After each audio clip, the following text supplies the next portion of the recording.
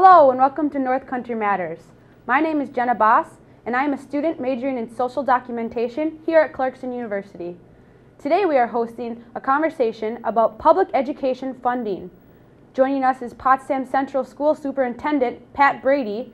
He will discuss the current public education fiscal dilemma facing Potsdam and how it affects the local school budget with Ann Carvill, a former Potsdam Board of Education member, and Donna Seymour of the St. Lawrence County branch of the American Association of University Women.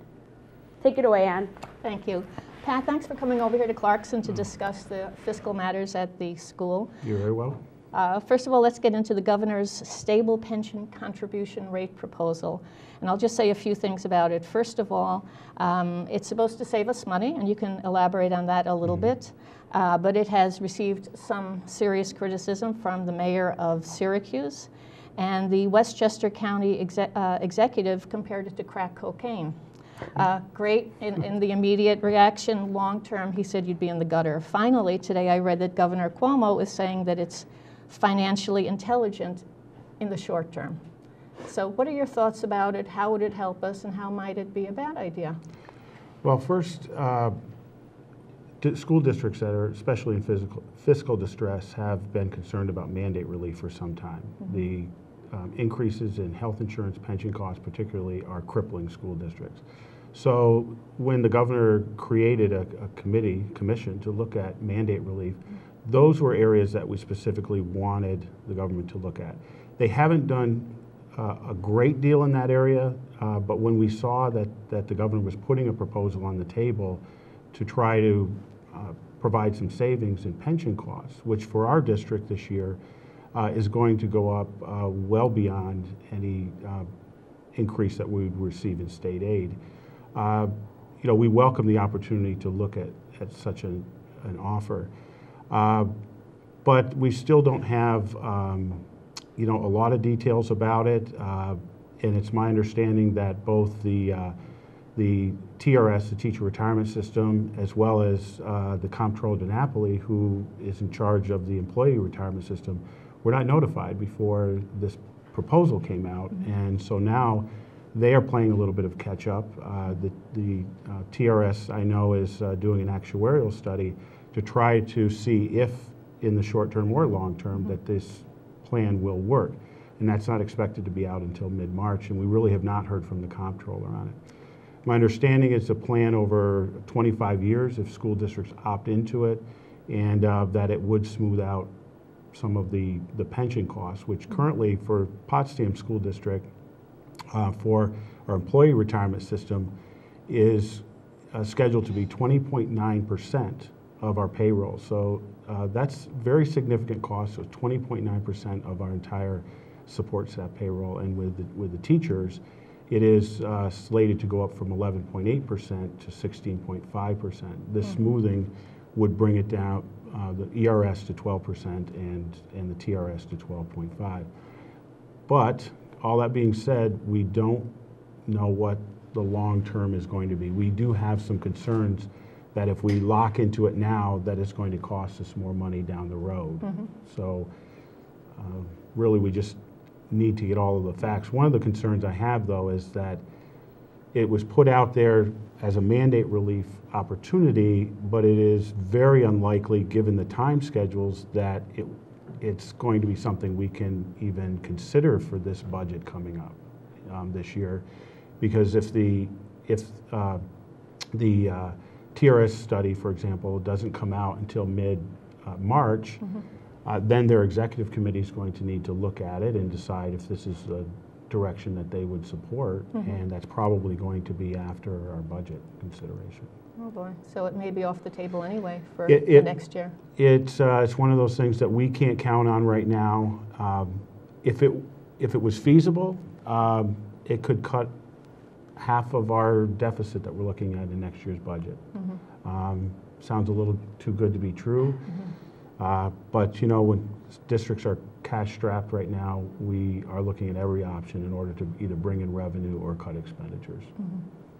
One of the things I'll just say as a quick follow-up is that I had read that the duration of 25 years is not set, nor is the 12.5 set, nor is the total amount of money. So it really is a big gamble. That's true, and they're banking on money saved from the new Tier 6 pension system that's been set up, which are for those employees who are coming onto the state pension system now, which will logically not see real savings from that for another 25, 30 years. So it may not be 25 years, it may be more than that. And there is, I think, some information in there that would show that it's not like a fixed mortgage, that it could increase at different times. Thanks, Pat. Pat, am I understanding correctly this will be something districts can opt into? It won't be a mandatory program, it'll be an option, is that correct? That's correct, it's not mandatory. So you might in fact find that trying to lock yourself in for 25 years would only kick the can down the road in a way that would only hurt the district in the long run, and we are sort of at the receiving end of a lot of cans that have been kicked down the road from previous administrations and previous decisions. Another option on the governor has put out is a one-time pot of money, $203 million for fiscal and pension stabilization. That sounds like a lot of money until you realize that there are over 700 school districts in the state, and that involves an awful lot of personnel. Do you have any idea what Potsdam's portion of that might be in terms of how it may be distributed? Are there any details, or is this just another one of those proposals with no real concrete details? Well, it's in the legislators' hands right now, and we have not received yet information on how that money would be distributed.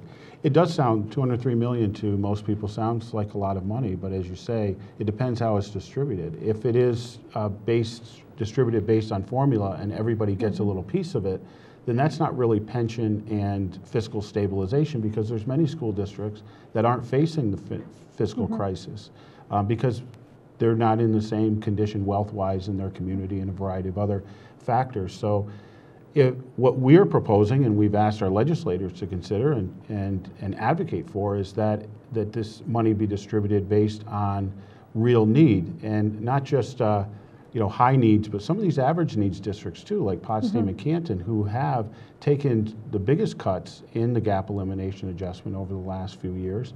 And so look at the per pupil cut that's been provided under gap elimination. Look at how many positions and programs have been forced to be cut in a district as a criteria for this. And look at the fiscal capacity to continue, and that's looking at reserves and fund balance to see how long are some of these districts going to really survive if they don't have some funds that are earmarked to them. So if it runs on formula, I'll throw out there, we're probably looking at maybe less than $100,000 to the school district when you're facing a $1.2 million that's really a drop deficit. In the bucket. Correct. And I know from my reading of other districts around the state that we're looking at about 62% of districts that are in the kind of trouble that we're talking about, Potsdam and Canton and North Country districts.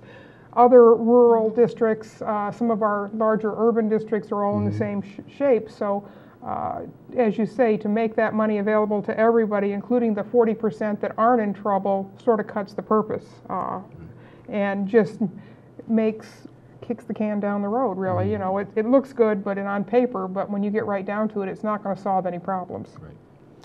Pat, one last question before we move on specifically to Potsdam Central issues, which we want to get to quickly. The governor has some other ideas in his budget about $75 million for extending the school year of pre-K, and then a $50 million pot for competitive grants. Is there anything you wanted to say about that? I'm not against competition. I think competition is actually a good thing, and certainly the governor likes competition. He has put forth these types of ideas back when he was working for the federal government in HUD and so forth. But my concern is it the right timing? Is it the right timing when you have such a large percentage of schools that are facing fiscal insolvency in the state? To put pots of money to the side for competition. If we were in a stable fiscal situation, I would say that's a great idea. because I think some of these ideas can lead to better efficiency and higher achievement. But the governor was responding with $75 million across the state for some issues like a longer school year, longer school day, full day pre-kindergarten, community centers, making schools more community centers. And most would not debate that those are issues we've seen for a long time that schools need in order to raise student achievement, but not now. Right. Not now. That if everyone took the governor up on the $75 million, I just explained what $203 million will do across the state if it's distributed. How would $75 million lead to a longer school day, school year in pre-K? There are schools who right now are strongly debating whether they can keep kindergarten. That's right. Okay, so full day pre-K for many, if you have to then cut kindergarten, because if you, in funding for schools, much of pre-K is grant money. Okay, so we have half-day pre-K, and we're glad to have it. It's really a great program, gives students a great start to school, to their career. But if you have to, if you're going to fund pre-K and then you can't afford kindergarten with your local money, there's a problem. Right, I agree. And the other, the $50 million, the competitive grants, he wants to increase those grants for schools that are showing greater achievements and schools that are reaching certain management efficiency goals. Again, laudable goals, but the timing is just not very good. Exactly. Well, you know, when it comes to competitive grants, you end up, unfortunately, with winners and losers. And the people who really lose are the kids. If for some reason the school is not able to craft a grant that wins the extra money. So I don't know that I would agree that the state should be in the business of picking zip codes to, you know, make school better. And I think about you just mentioned about the kindergarten program, and when my children were in school in this district, we had half-day kindergarten. We only moved to full-day kindergarten because the money was there for it. Right. Now the money is not there, and so we may have to look at realigning how we spend our money, and certainly other districts are spending their money. On Monday night, Pat, you had a community forum. Ann and I were both there, and we learned, well, we learned a lot, and it was a very interesting exercise. You presented some information to the group about the Governor Cuomo's budget proposals and how they would specifically impact Potsdam Central. Can you give us a brief thumbnail of the high points of that? Well, I've mentioned a few of them in the smoothing plan and the other grants, but some other areas the governor has frozen foundation aid again, which is 4 of the last 5 years foundation aid has been frozen. So we're not receiving any new operating aid in that area.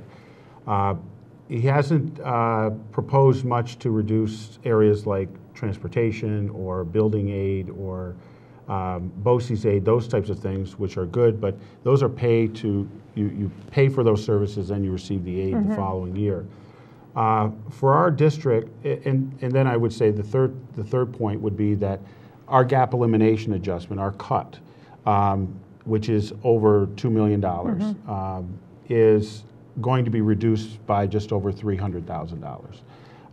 But much of that will be eaten up by that we will be receiving less in those categorical aids that I mentioned, like transportation and BOCES. And so really the increase in state aid comes out to about 0.2% or $30,000 for our district. But when we look at budget to budget, the aid that we had in last year's budget to this year's budget, it's a little more than that. It's about $156,000 or 1.18%, 1.18%. So that's it as far as the proposal, and our, again, costs that we have largely no control over, like pension costs and like health insurance alone, are set to escalate just over $1 million this year. So $156,000 in state aid, operating aid, is really not going to cut it for our district. And so that's why we're back into the position, as we have, it seems like routine now for the last 5 budget cycles, is looking at, well, how much fund balance do we have that we can throw at it, combined with what state aid we have combined with what tax levy that our community can support. Yeah, so it's hard to make $1 million disappear. No matter how many ways you look at it, you still have to find some way to provide for either finding that money or cutting that money or rearranging how you do business. And I think of one young man who sat at my table at the community forum. He was actually a freshman in high school, and the conversation would go around, and all of a sudden he would say, well, you know what, we still got to find $1 million. We still have to come up with something big. We can't do a bunch of little things and come up with $1 million any more than, you know, a little bit of state aid here or a little bit of state aid there isn't going to help us out. It's going to have to be a big cut, or a miracle is going to have to occur, which I don't think any of us think is going to happen in terms of more state aid. Right. Pat, how has state aid changed between 08 and 09 when the crisis hit and now? We, if you look, and I showed the graph to the community the other night, I think it's very telling that in 2008-09, when the budget crisis first hit, and we all saw the stock market meltdown and joblessness and a real blow to the economy, the Great Recession, really, as they're calling it. The district was receiving over $12 million in state aid. And with promises for more, because there was a Committee for Fiscal Equity lawsuit that was won in the state, centered on New York City, but it also impacted the rest of the state, where for a 4-year period, in order to provide some equity in funding across the state, which we're one of the really at the bottom of the list in states for equity and funding. We may spend more, but as far as how it's distributed, it's really a, in my opinion, and in many opinions, Rutgers did a study on this and showed that it was very inequitable. Not only did we not receive those new funds because they stopped the process halfway through, and have now put that that time period out to 2016-17. Now it feels like if ever those monies will come. That's about $3 billion that should be going statewide. We're dealing with the gap elimination adjustment, which for our district was the second highest in the region at just over $1,800 per student cut, which the average across the state was about $930 per student cut. We were at $18 per student cut. And we've had that gap elimination adjustment in the budget in the governor's budget for now since 08-09. It was first Governor Patterson, now Governor Cuomo. And so now our state aid under the governor's proposal in 2013-14 is just over $10 million. So there's $2 million there that we have lost basically each year since that time period, and at the same time our costs have continued to rise as many have, and it is hard to put together budgets under those circumstances, and that's why you've seen the job cuts and the fund balance used and so on, and our advocacy to try to get the formula changed. Right, which is going to be unfortunately a long-term rather than a short-term process, I think. Yeah, there's so many powerful people in Albany who are perfectly happy with how things are, and a lot of people out in the hinterlands who aren't, and they don't seem to have the same political clout, unfortunately. I would agree with that statement. Well, I had it right from one of the horse's mouths. So, one of the things we learned the other night was there was a whole sheet of detailing all of the positions that we've lost and all of the services that are no longer provided and courses that can't be taught because these people are gone. You had discussed at the community forum that you've got some major budget increases. They mostly fall around the people part of things in terms of salaries and of benefits. Is there any other big chunk, or is that pretty much what is driving your costs? Mostly it is centered around employee benefits, health insurance, and pensions. We're a people business. Between 60 and 70% of our budget is related to personnel, teachers, support staff, and so that's going to be a large part of our cost. And you know, we have lost over 40 staff members over this past 4 years, and many programs that likely will not ever come back that we've had. You know, I'm proud that we're able to continue to provide a strong academic program, and I mentioned that night that, you know, we're still in some outside rankings like Business First, the first in the region, and some others, and because our teachers and our staff members are continuing to work hard, and we have some great students, and we're continuing to try to, through it all, maintain a broad program for our students with some, you know, extra, with AP courses and some enrichment and extracurricular and sports and so forth, which keeps students engaged and reaching higher levels, and that's why our graduation rates are where they are, and why our advanced Regents diplomas are where they are. But you can't keep going down this road every year without things finally coming to a point where it's going to severely impact the academic program and student learning. So beyond, to answer your question, beyond the personnel issues, you know, our BOCES costs have had some increases. Part of that is personnel as well. But part of that also, when we increase BOCES, we also get some aid on the other side, so you really have to look at that. But mostly it's salary and pension and benefits. Last year we formed a cost savings committee, and we've been able to target some areas like our energy usage, which we're doing in this capital project, which we talked about on another show, which will help to reduce some of those costs. But again, a lot of those things, and the paper and the, you know, those types of costs, supplies, books, are they're fixed. You can't make them go away. They're fixed, and they're a smaller portion. You don't get the same. You can't make up $1 million cutting paper. That's right. Right. That's right. That's Absolutely. what it comes down to. Unfortunately, there are no easy solutions, and when it comes to that, so. We're down to about 6.5 minutes. Okay, so then we better get to get some solutions. I wanted the public to know, Pat, that the expected shortfall at your school is 1.2 million, correct? Right. So that's a big problem to try and fill. But having said that, we've talked about a lot of numbers here. Maybe you can take it now, Donna, and talk about your question. One of the questions that we looked at the community forum was whether we should look at cutting jobs, or perhaps renegotiating and reducing the cost of benefits. And one of the community members at my table made the comment that no benefit ever taught a kid, but a teacher certainly teaches children. And so maybe it is time to look at some of the benefit packages and the way that they're structured now. We know health costs are up all over, and certainly not just for school districts, for all of us. It's a major part of doing business. What about the opportunity to reopen negotiations? It's not like you can't do that. I mean, if you agree, and if the teachers agree, and the other unions agree, you can start having some conversations. If it would save jobs and save programs, is that a viable option? Well, currently we are negotiating with one of our larger units, which is our CSEA, our support staff for the bus drivers and clerical and our cleaners and many others in that group. And our administrators are up again this year, and our one-year staff is every year. And the other group, the largest, the teachers, have 1 more year on their contract.